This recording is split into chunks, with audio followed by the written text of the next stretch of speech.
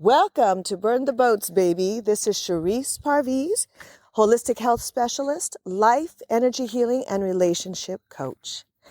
And today we are going to ask the question, to plan or not to plan? That is the question. All right, but first, just a quick little update. I think I mentioned that we went to a dinner and where the governor was going to be and speaking. This is election time, as you all know, and I think you all know. So of course everybody is getting out there and doing their canvassing, and Michael, my husband, is actually helping a lot of folks to with their campaign. Just a quick background. So when we came out here to Arkansas, I think I mentioned my husband, I dropped the politics because I just was kind of getting into a dark place, and my husband kind of picked it up and ran with it. And he decided he was really not happy with our local representation out here, because he would email and he would, call and whatever, and he would not pick up the local representation that where I'm talking about. I'm not going to give names or anything like that, but wouldn't pick up. And so we got really frustrated. My husband did. And so my husband said, well, you know what? I'm just going to run against him in the primary. So nobody knew, we've only been out here 3 years, and we've only really been involved, my husband, when I say we, really he, has only really been involved in politics. Well, I'm behind him and kind of supporting him. So it is a we. Okay, we have only really been involved in the politics maybe, the past year. So we don't really, but certainly not as, running as a candidate or running for any political office. But my husband was just so infuriated with our representation for not returning phone calls. And he was actually going to the meetings, and he was raising concerns about things that were happening, and he just wasn't being heard. And he was just getting more and more pissed, quite honestly. And I don't blame him, right? Because as I said, when we came out to Arkansas, the last thing we wanted to see Arkansas become is Little California. And they were trying to do a whole lot of overreaching, let's just say, with permitting and all this crazy stuff. So my husband got ticked off. Hold on a second, I'm about ready to drop my phone. Anyway, so he decided to run. Now, nobody knew him, right? And he's running against the incumbent, who's, I can't remember how many terms, I don't remember what the term limits are on this position, but I think he's been in there for at least 2 terms, okay? And now is unopposed, and now is going for his 3rd. So they knew him. Well, my husband kicked butt. Let me tell you, as a no-name, he kicked butt. And he did so because he went out to talk to the people. And that's what's really important to him. He said, if I'm going to do this, right, it's obviously not for the money, because there's no money in it. Well, there's not supposed to be money in politics, but I don't know if you can tell those people in Washington about that. But supposedly you're not, right? Make your money outside of politics and then serve the people. But yeah, well, we know that's not how it really happens. But in local politics, there's absolutely no money.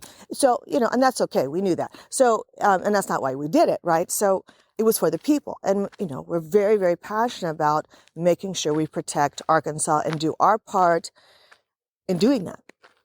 So he went out. Now, remember, if you've been following me, my husband, when he was at his sickest, lowest point 2 years ago, well, that's not his lowest point, but out of it, before I took over his healing, he couldn't walk. He was back to almost not being able to walk at all. We went to go see a movie, and he could barely walk from the parking lot into the movie theater. And we were parked pretty the closest parking spot into the sidewalk to get into the movie theater. He could barely walk it. And so, and then his liver he was having liver issues, and he was starting to get jaundiced, and he was starting to get sick. And that's when I knew I took it over. So just a little recap on that. So that was 2 years ago, right? Yes. So he started canvassing I'm trying to get all the dates right, I don't remember, 6 months ago, whatever. It was for the primaries. So he literally walked maybe 1,000 houses.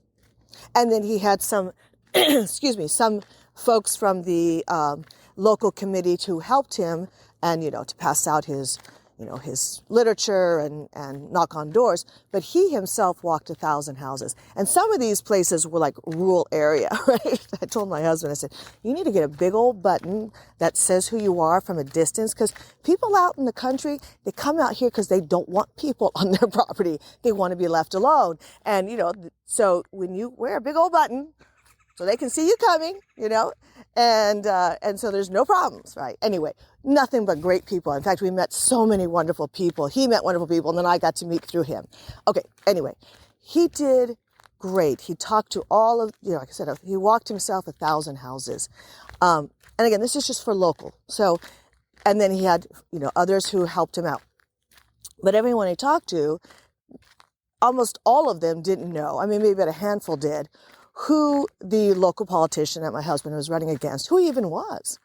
So anyway, Michael was really able to make an impact in the community by doing that and really being hands-on and meeting people face to face. And you wouldn't imagine, well, you could imagine, but you wouldn't believe that how appreciative they were that someone actually cared about how they felt, right? And taking their concerns seriously, because it's our concerns too. We live here too, right? So, anyway, so he did lose, but he only lost by 77 votes.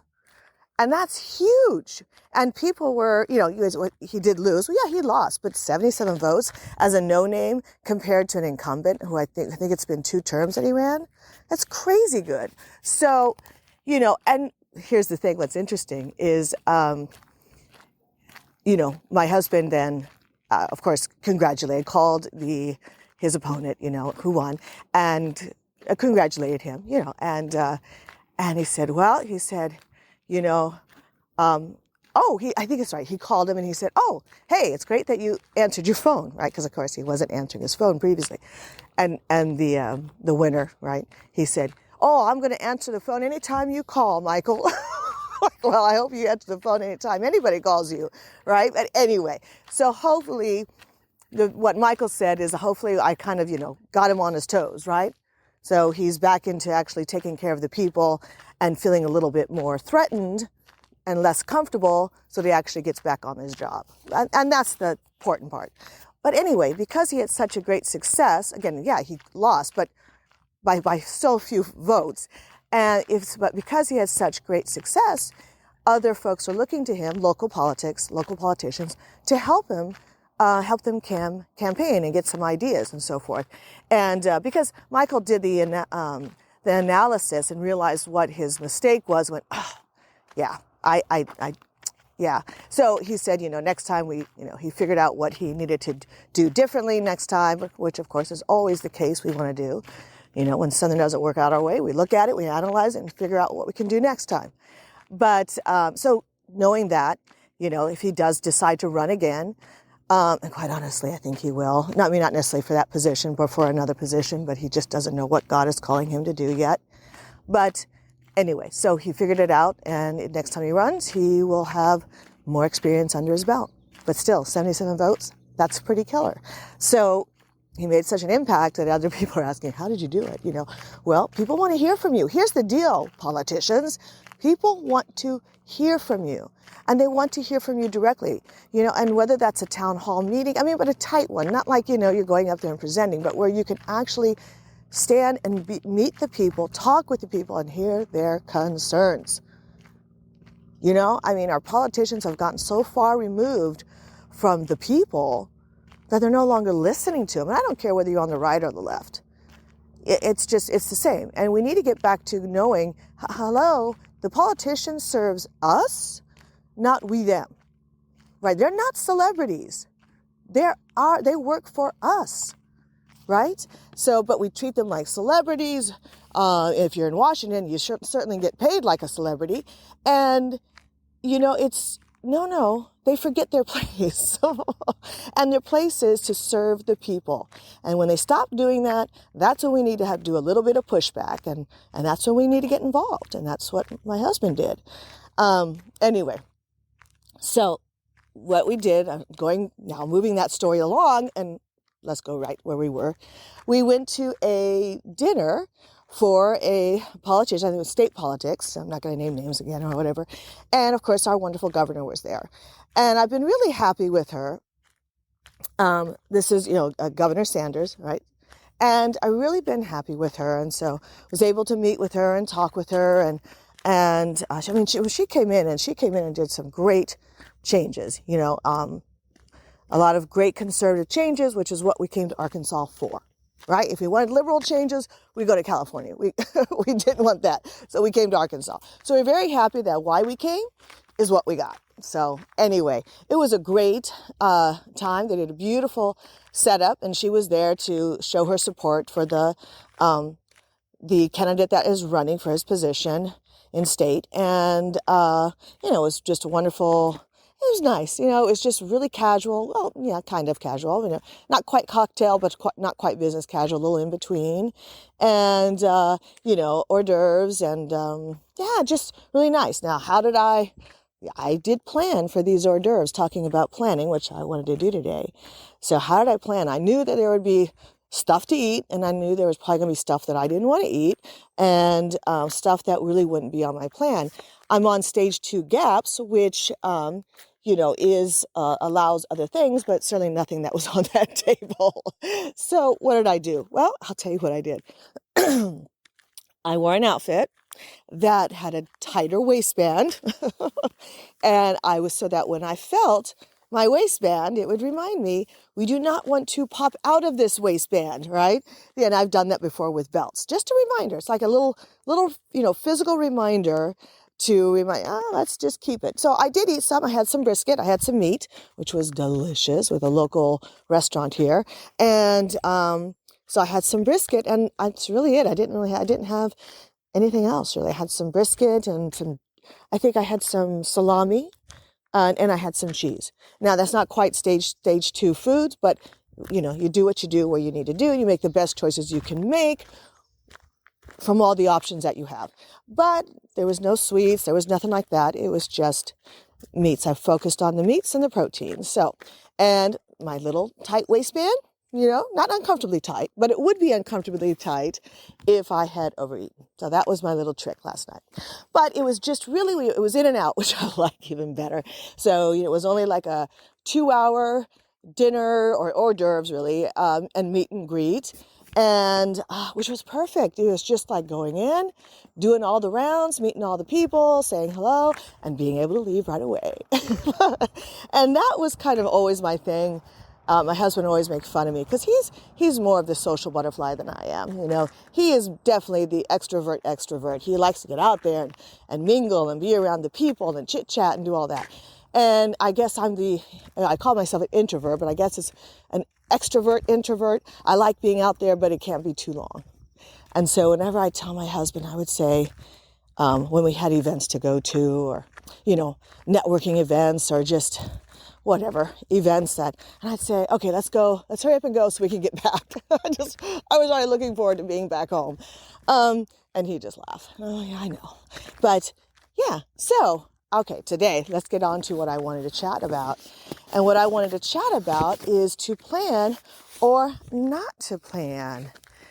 And, and this means actually taking a planner and writing out your schedule, organizing your day, organizing your time. And I know there are some people that are so into it and doing it and just to the nth degree. And there's some that are just no, I don't plan anything.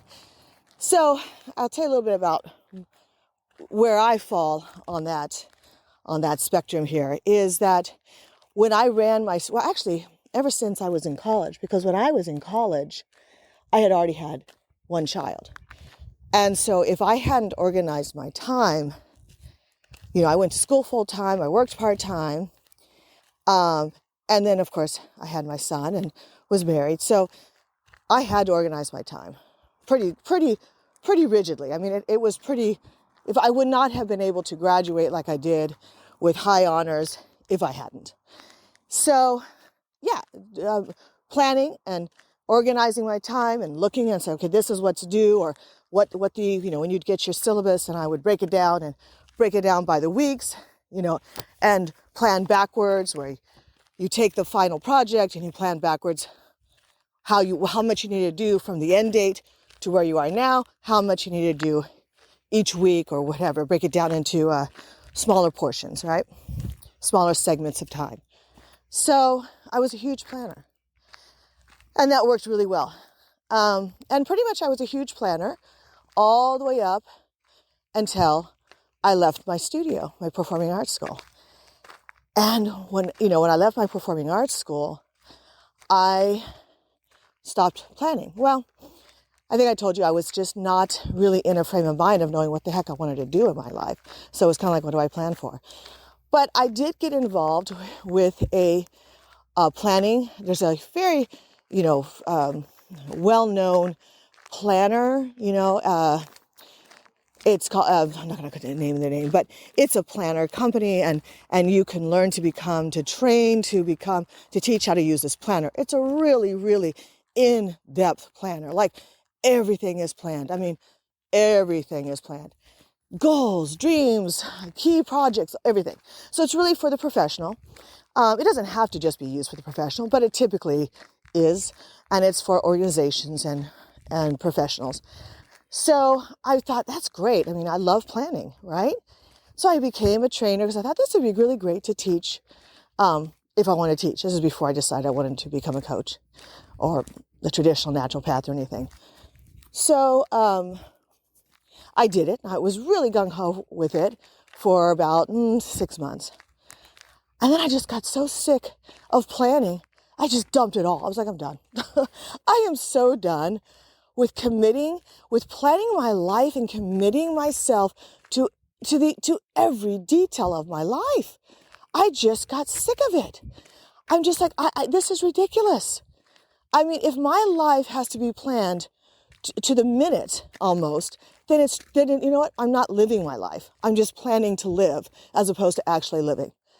And I'm not a big on commitment, meaning I will give you the shirt off my back until you expect it. And then when you start expecting it of me and start committing me to something, then it's like, then I start to buck, right? It's one thing if I'm in control of giving, but it's another thing when you expect me, when you commit me to something. Now, nobody's committing me to write down my daily, plan, except for me.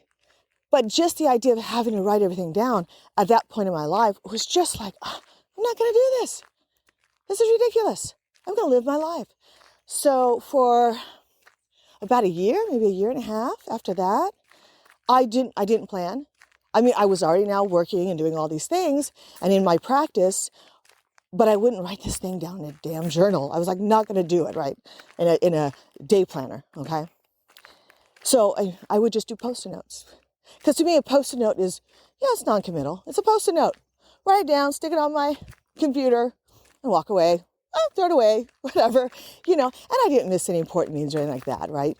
But the idea of forcing myself to sit down with a day planner, once a week or whatever it is, and write things down, I just like, no, I'm just not going to do it. I just do not want to do that.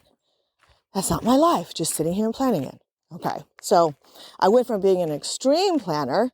I used to be one of those serious calorie counters too, man. I would count every single calorie that went into my body. I mean, I have always written everything down, but to absolutely refusing to do any of it. And now I found a balance. So why do I find the benefit of writing things down? Well, there's quite a few benefits to it, quite honestly. And you might be someone who already understands these benefits, and you might be someone that's really bucking it like I did, for a while, but they really are. And one thing is it just helps to keep me on track. That's pretty simple, right? It helps me to keep focused. So I get when I write things down and I can look back on it, I can celebrate my wins. And then it also helps me to pre-plan for the future. So while that might be my wellness journal, my daily planner inside my wellness journal of the foods I will add, the lifestyle activities I will add, supplements or whatever, it does help to keep me on track. And then when I really feel like I have haven't failed, or like I failed, or I'm not doing as well, I can go back to the previous pages and go, oh, and show myself how far I've come. Whereas if I didn't write that down, it would just get lost. Success usually gets lost. We don't remember our successes as well as we remember our failures. And so writing our successes down, we can look back and go, oh, I feel like I'm not going anywhere, but look at how far I've gone. So that helps to help celebrate ourselves in the middle of a quest that we're on, whatever that quest is. The other thing that planning does is it frees my mind to think about other important things and not the mundane tasks that have to be done or for the day, right? So, when I schedule my day, I don't want to have to think about it. There's a lot more things I want to think about and contemplate than what am I supposed to do at 7 a.m., right?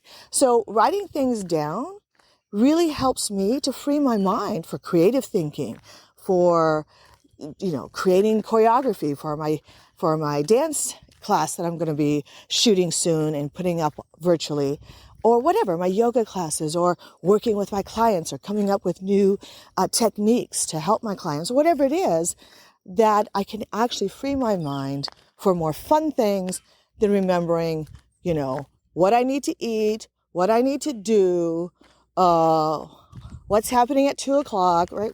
All of that, write it down, get it off your brain, and save your brain for more important tasks and things and fun things to do.